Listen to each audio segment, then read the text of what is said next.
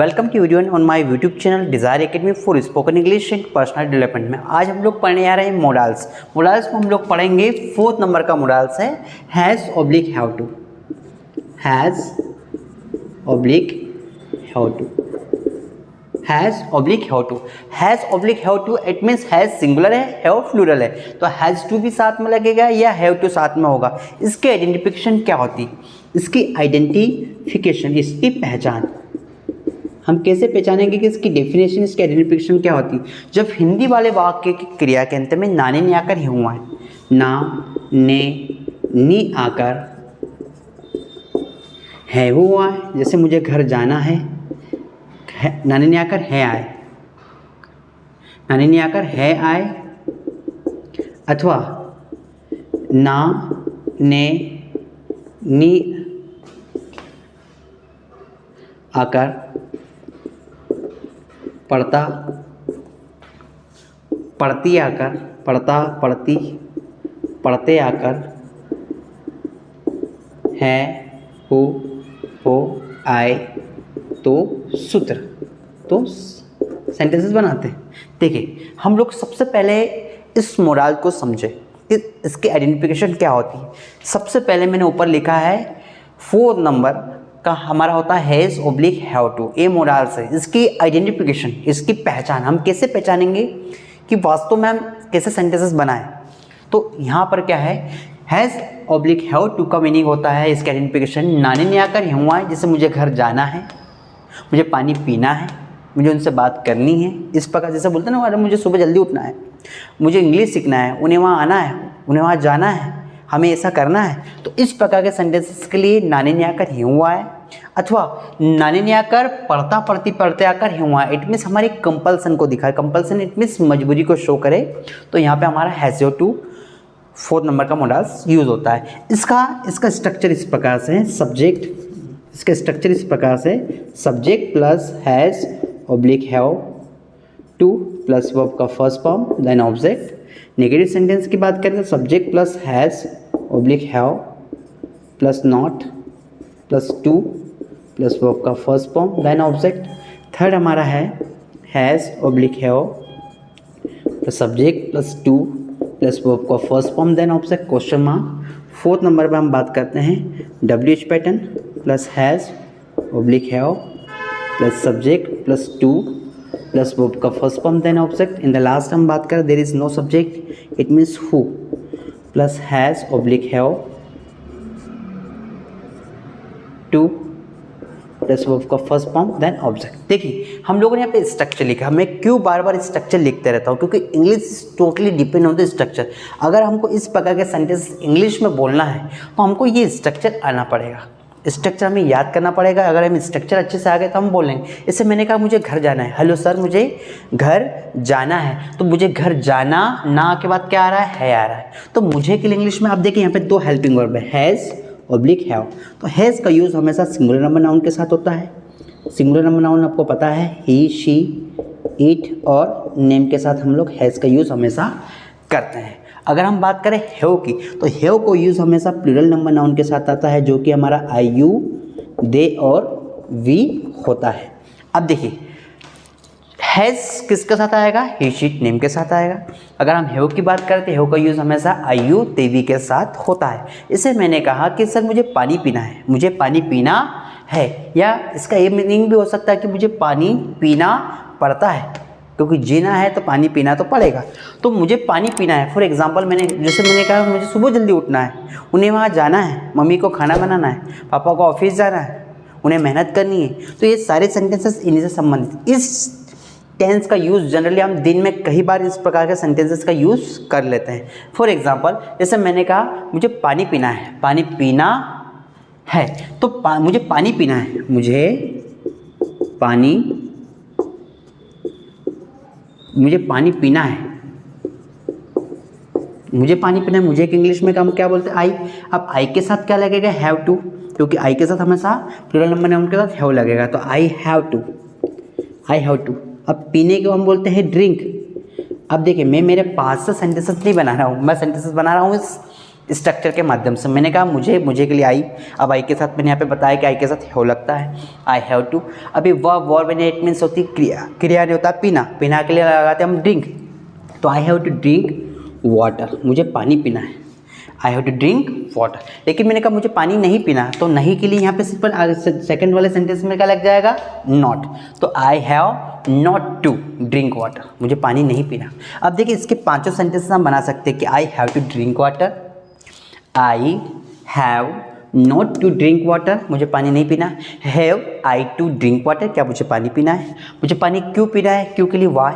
अब ये तो कोई सेंटेंस नहीं है, लेकिन मुझे पानी कब पीना है, तो कब के लिए लगेगा when have I to drink water. और किससे पानी पीना है, तो who has to drink water. अब देखिए यहाँ पे हैज़ क्यों आया, क्योंकि यहाँ तक तो हैव आ रहा था, लेकिन यहाँ पे हैज़ क्यों आया, क्योंकि यहाँ पे सब्जेक्ट नहीं है। क्वेश्चन ये है कि किसे पानी पीना है, तो who has to drink water. लेकिन यहाँ पे अगर मेरा सेंटेंसेस रहेगा कि भाई किसे किसे पानी पीना है बताइए, तो किसे किसे, तो प्लूरल नंबर यहाँ पे आ जाएगा कि who have to drink water. और भी हम लोग सेंटेंस, जरूरी है कि हम एक सेंटेंस बनाएं, और भी हम बात करते हैं कि बोलते हैं कि तुम्हें मुझसे बात करनी है, तो यू के साथ भी क्या लगेगा, हैव, तो यू हैव टू बात करने को हम इंग्लिश में बोलते हैं talk, you have to talk with me, you have to talk with me, आपको मुझसे बात करना है। लेकिन उसे नई कार खरीदनी है उस लड़के को, तो उसे के लिए लगता है ही। अभी के साथ हमेशा क्या आता है, हैज़, ही के साथ हमेशा आता है, तो उसे नई कार खरीदनी है, तो ही हैज़ टू। क्यों लगा भैया, ही के साथ हैज़ लगेगा, हैज़ के साथ टू आएगा, तो ही हैज़ टू, सब्जेक्ट क्या है, ही, इट मीन्स वह या उसे, तो उसे के लिए ही लगता है। ही हैज़ टू, खरीदने को हम बोलते हैं buy, PUY, buy. He has to buy a new car, उसे नई कार खरीदनी है या उसे नई कार खरीदनी पड़ती है। अब फॉर एग्जांपल मैंने कहा कि उन्हें सुबह जल्दी उठना है, उन्हें सोने दो, उन्हें सुबह जल्दी उठना, उन्हें के लिए लगता है इंग्लिश में दे का मतलब होता है वे या उन्हें, तो उन्हें सुबह जल्दी उठना है या उन्हें सुबह जल्दी उठना पड़ता है। फॉर एग्जांपल उन्हें सुबह जल्दी उठना पड़ता है, दोनों बात का एक ही मीनिंग होगा, तो उन्हें के लिए लगेगा दे के साथ लगता है हैव, तो सब्जेक्ट क्या है हमारा, दे के साथ हैव टू हो जाएगा, दे हैव टू। उठने को हम इंग्लिश में बोलते हैं wake up, they have to wake up early in the morning, उन्हें सुबह जल्दी उठना है या उठना पड़ता है। फॉर एग्जाम्पल मैंने कहा मुझे घर नहीं जाना, तो निगेटिव सेंटेंस में यहाँ पे क्या लग जाएगा, नॉट, तो I have not to go to home, I have not to go to home, I have not to go to home, मुझे घर नहीं आना, मुझे तुमसे बात नहीं करनी है, तो क्या बोलेंगे इंग्लिश में, I have not to talk with you. तुम्हें डॉक्टर नहीं बनना है, तो तुम्हें के लिए भी you have not to become a doctor. लेकिन उसे कमरा साफ नहीं करना है उस लड़की को, तो शी, या नहीं करना पड़ता, तो she has not to clean the room. Sentence, क्या तुमको मुझसे बात करनी है, तो क्या के लिए क्या लगेगा सेंटेंस, पहले helping verb, have you to talk with me, आपको मुझसे बात क्यों करनी, क्यों के लिए WH का पैटर्न होता है, क्यों, कब, कहाँ, कैसे, किसके साथ, तो WH, तुम्हें मुझसे बात क्यों करनी, क्यों के लिए इंग्लिश में लगेगा why have you to talk with me. तुम्हें घर कब जाना है, कब के लिए लगेगा when have you to go to home. लेकिन उसे नया बिजनेस कब शुरू करना है उस लड़के को, तो when has he to start a new business. और हमने सेंटेंसेस बना रहे कि किसे स्टेज पे आना है, तो who has to come the stage, लेकिन किसे स्टेज पे आना है, तो who have to come the stage. साथियों एक बार फिर से हम लोग रिवीजन करेंगे इस चीज़ का। जो मॉडल्स हम लोगों ने 4 नंबर का मॉडल्स पढ़ा, इसमें हम लोगों ने पढ़ा हैज़ ऑब्लिक हैव टू। इस आप समझिए कि हैज़ ऑब्लिक हैव टू हम पढ़ने जा रहे हैं। अब सबसे पहले हम क्या करेंगे कि पहले इसकी आइडेंटिफिकेशन देखेंगे कि भाई हिंदी वाले वाक्य में ऐसे, मैंने यहाँ पे लिखा है नानी ने आकर है, नानी ने आकर है शब्द है।